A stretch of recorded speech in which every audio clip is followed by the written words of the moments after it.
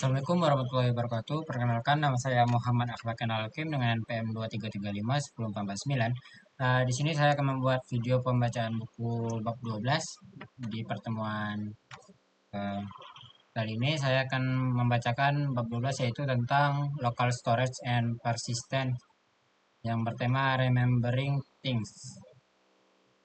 Ada beberapa bagian. Bagian pertama yaitu ada transient vs persistent data. Dalam dunia komputasi, memori berbagi menjadi dua kerajaan besar yang memiliki sifat bertolak belakang, yaitu ada RAM dan disk, atau bisa dibilang storage. Saat kamu menjalankan aplikasi React Native, semua variabel stage, props, dan konteks yang kita bahas di bab-bab sebelumnya hidup di dalam RAM.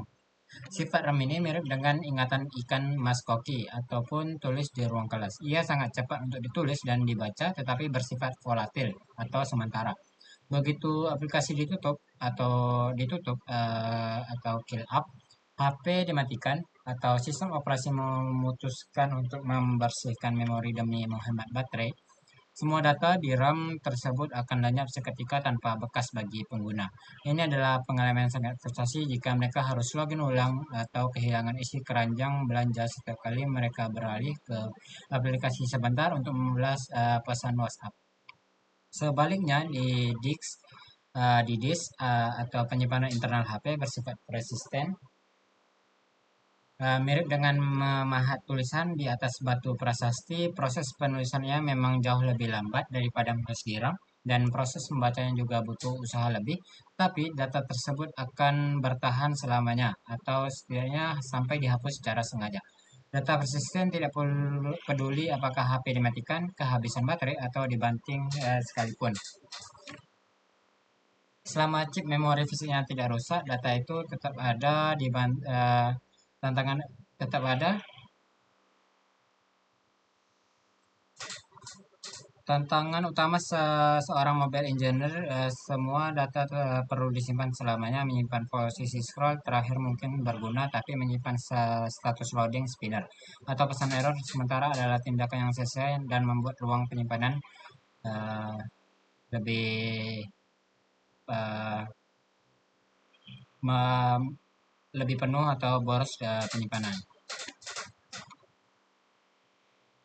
Bagian kedua itu ada Ascent Storage atau bisa dibilang legacy. Selama bertahun-tahun, Ascent Storage adalah standar de facto untuk penyimpanan data lokal di React Native, mirip dengan local storage di pengembangan web. Ia adalah sistem penyimpanan kunci nilai atau key value yang sederhana dan transkripsi dan bersifat global untuk seluruh aplikasi. Cara kerjanya sangat mudah dipahami. Kamu memberinya sebuah kunci string, misalnya username, dan sebuah nilai string misalnya Budi, lalu ia menyimpannya karena kesederhanaannya. Ini Essence Storage menjadi pilihan utama untuk tutorial pemula dan aplikasi skala kecil hingga menengah. Ia sudah teruji oleh waktu dan didukung oleh komunitas yang sangat besar. Sehingga jika kamu menemui masalah, solusinya pasti sudah ada di Stack Overflow. Bagian ketiga yaitu ada modern standar atau the speed daemon. Jika storage adalah mobil tua, maka MMKV adalah roket. MMKV adalah pustaka penyimpanan key value yang awalnya dikembangkan oleh WeChat atau Tencent untuk aplikasi pesanan mereka yang masif dan kemudian di-porting ke React Native. Keunggulan utamanya yang membuat rahang jatuh ada kecepatan MMKV diklaim dan terbukti 30 kali hingga 100 kali lebih cepat daripada Async Storage dalam operasi baca tulis. Bagaimana bisa secepat itu? Rahasianya terletak pada penggunaan G+ dan JSI JavaScript Interface. Uh, MMKV tidak menggunakan bridge lambat untuk berkomunikasi. Ia memotong jalur birokrasi dan memungkinkan kode JavaScript mengakses fungsi C++ secara langsung di memori. Teknologi dibilang kecepatan MMKV disebut memory mapping atau MMAP. Alih-alih menulis ke file disk secara tradisional, buka file, tulis, terus tutup file. MMKV memetakkan file di disk langsung ke alamat memori RAM. Ini berarti ketika kamu menulis data ke MMKV, setiap operasi menganggap kamu sedang menulis ke RAM yang super cepat dan sering cerdas menyinkronkan perubahan itu ke disk di latar belakang tanpa mengganggu kinerja aplikasi.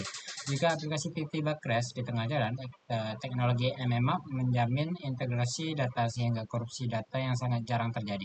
Ini adalah teknologi kelas server yang di bawah genggaman tangan. Bagian terakhir yaitu ada secure storage atau bisa dibilang the digital vault.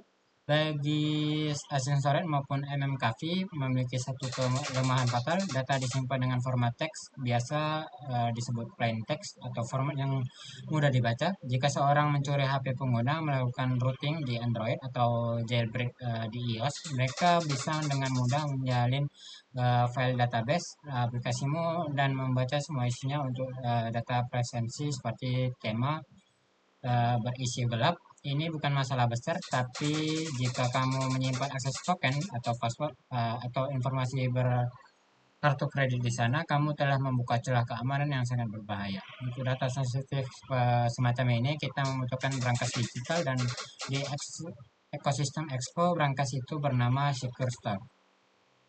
Di Expose Secure Store tidak menyimpan data di file sembarangan. Di iOS ia menggunakan key client service dan di Android ia menggunakan key store system dan share preferences yang diinskripsikan. Kedua sistem ini didukung oleh perangkat keras keamanan khusus di dalam chip prosesor HP seperti Secure Enclave di iPhone. Ini berarti data tidak hanya diinskripsi secara perangkat lunak, tetapi kunci inskripsinya disimpan di area perangkat keras yang terisolasi dan sangat sulit ditembus bahkan oleh malware sekalipun. Ini adalah tingkat keamanan tinggi yang bisa kita dapatkan di perangkat seluler tanpa menggunakan alat eksternal. Mungkin sekian yang bisa saya sampaikan, lebih dan kurang saya mohon maaf. Wabillahi taufiq wal hidayah. Wassalamualaikum warahmatullahi wabarakatuh.